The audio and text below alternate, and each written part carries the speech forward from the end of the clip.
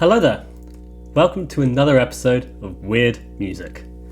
You know what this is. This is the show where we look at weird and unusual albums that are, for whatever reason, peculiar, unusual, whatever, We look at a whole bunch of different kinds of things here. I mean, I kind of feel like this show is kind of splitting itself into two parts. You get kind of conventional, unusual albums that that are just albums I love that I want to explore, and then we get the other half, which are just baffling, crazy, confusing albums that are just, they're absurd. Why were these albums even released in the first place? It's anything and everything. Today, though, we're doing another latter episode, another weird, peculiar, unusual, why was this made, why was this released album? I love this album. This is an album I'm really excited to talk about because when I heard about this, I was just like, this sounds exactly like something I would enjoy, and my goodness, was it, most definitely.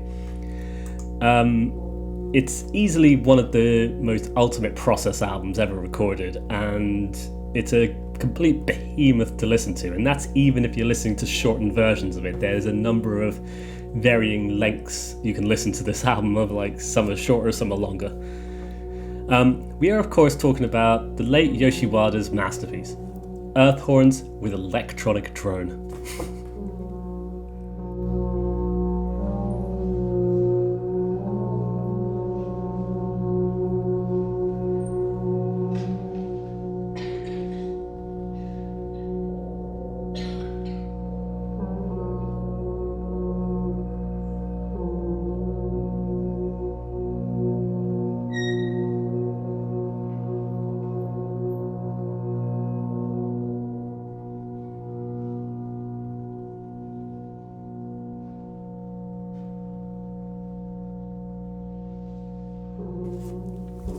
So of course, if you know by now, you might know what question we're going to be asking ourselves.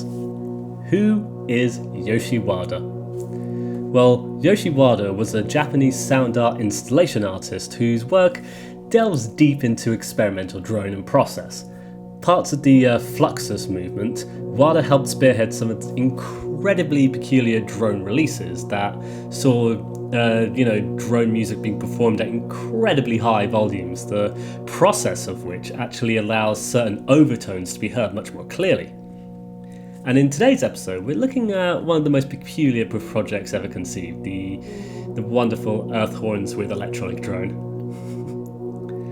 So, let's ask ourselves another question. What is Earth Horns with Electronic Drone? Well, to try to explain it a bit, Wada installed 4 large pipe horns into a room, each one of varying lengths, with Wada himself performing on a 20-foot long pipe horn. Each performer blew into the horns steadily for nearly 2 hours, producing very peculiar drones and tones. And alongside this, an electronic setup by Liz Phillips saw her generating fixed synthesized tones triggered by what the live performers were performing. And this open system processed and stored information about real-time acoustic activity, and it recycled it all back into the acoustic environment, where it further becomes part of the tone cycle, which then got fed back into the system, etc., etc., etc. Interestingly, this is a process that's somewhat similar to Alvin Lucier's "I Am Sitting in a Room" of repurposing sounds back into an acoustic space.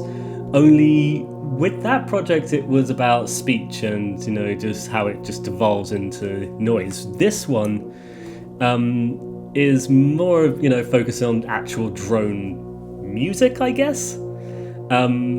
It's very peculiar because, the sounds being generated that are recycled back into the room and stuff like that, and etc., etc., etc.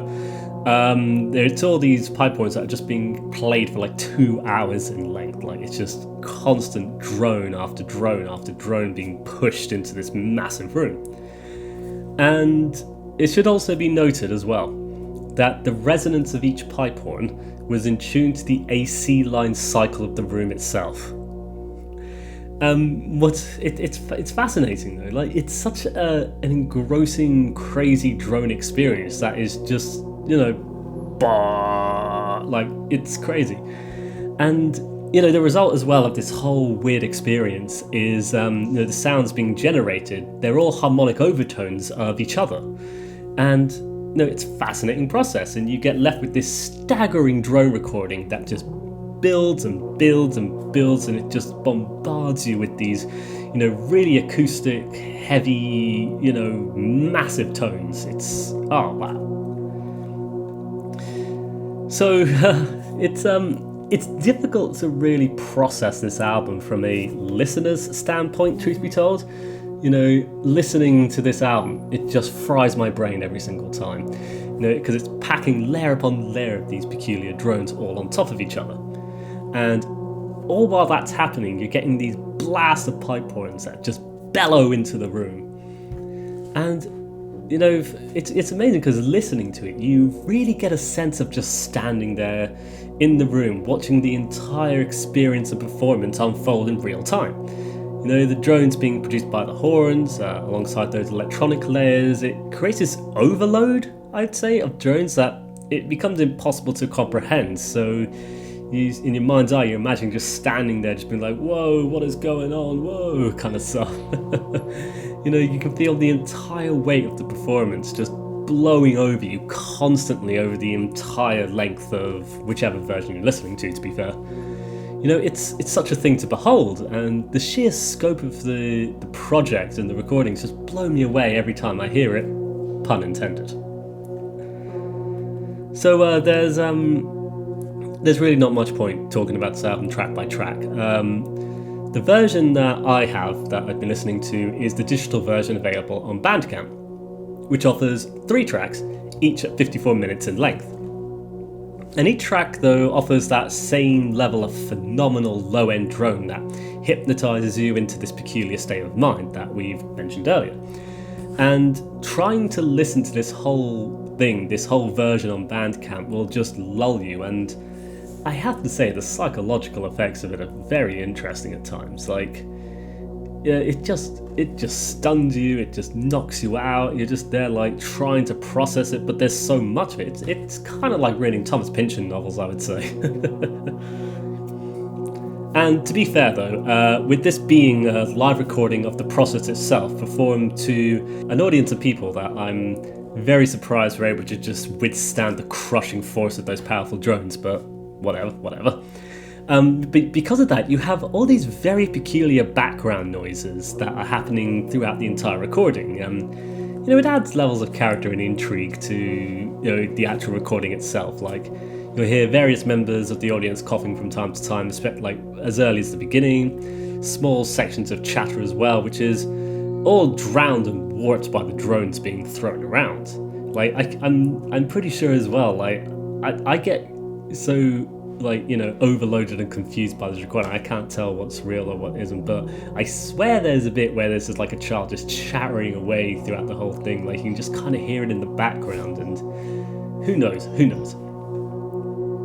And the almost field recording quality of the presence of the audience in these recordings, it gives this album this very interesting effect that I touched upon earlier, where it further cements that idea of you standing there and you're a part of it, watching it all happen before you. And especially when you just stare into that album art, you've got the photo of Wada and his team performing the concept. You imagine yourself standing in that room, standing to the side, like to the back, with them all in front of you, and just you feel the whole room and all the air just being filled up with these phenomenal drones. It's a very peculiar feeling, and I find every single time I listen to this album, in whatever context, I'm always wandering over to that room, and those, just imagining myself there. It's a truly fascinating process, I think. And as well though, the drones themselves, like the actual recordings that we get to listen to on this, they're very fascinating for their own reason. There's this very peculiar texture to them, with it being produced from, I guess you can call them wind instruments, but they're just massive bellowing pipes that are just, feel just massive stuff going on. And with there being so many of them, as well as these electronic drones and the room itself producing these effects to it, it just creates this multi-layered drone experience that's complementing each other constantly. And, deep listening, you can kind of hear those overtones at times. Some of them are really brought to the front, some of them are way at the back, and it's a remarkable and phenomenal effect of the music itself. And this is something Yoshi Wada was very interested in overtones and the process, and really big things happening and seeing what happens to people, kind of thing. It's very confusing, but letting yourself just feel the presence of the music itself, it's so worth it and so interesting. And so, with that, I feel like we've come to the end of today's episode of Weird Music. I feel like I've only kind of just about scratched the surface of this album in terms of discussing it, but I'm very glad to at least had a chance to talk about it and get the word out there that there's an album like this. It exists out there. There's a lot of peculiar drone albums out there. There's a couple I want to have a look at that would be in later episodes, but this is one I wanted to really talk about first. Like, Earthhorn for Electronic Drone is one of my favourite for whatever reason. I don't know why, but I find this thing really fascinating and really interesting. And yeah, it should be said, the legacy of the now late Yoshi Wada has left in the experimental sound art scene. It's one that's going to live on for many years now, thanks to the recordings he's produced, thanks to albums like Earthhorn for Electronic Drone and many other ones. He's got some very peculiar albums out there. So if you kind of like what we've been talking about and you haven't heard his music, go check it out. Go discover the weird world of Yoshi Wada's, incredible drone music. It's phenomenal stuff. For now, though, we've come to the end of today's episode, so I hope you've enjoyed today's very weird episode of Weird Music. I wish you all the best. Take care, and bye-bye for now. Bye-bye.